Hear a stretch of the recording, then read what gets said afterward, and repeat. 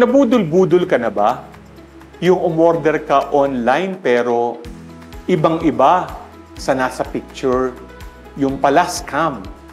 Ang kwento sa gospel natin ngayon ay sa pagitan ni Jesus at mga Pariseo na nagtatangkang itrap at budulin si Jesus by throwing a question about paying taxes to Caesar.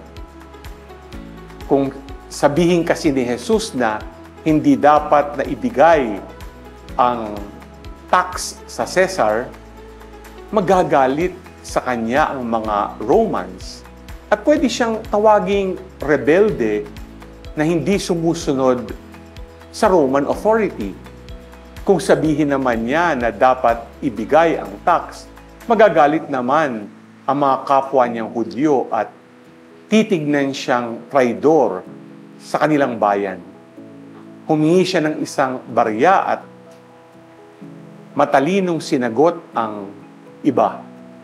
Sabi pa niya, "Give to Caesar what belongs to Caesar and to God what belongs to God." Pareho niyang binigyan ng pagpapahalaga ang dalawa. Sa buhay, minsan, binobola pa rin natin si Lord sa panalangin, pero lagi natin tandaan, alam niya kung ano ang nasa puso natin.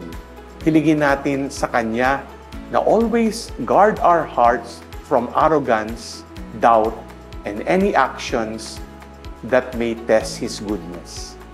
G ka ba?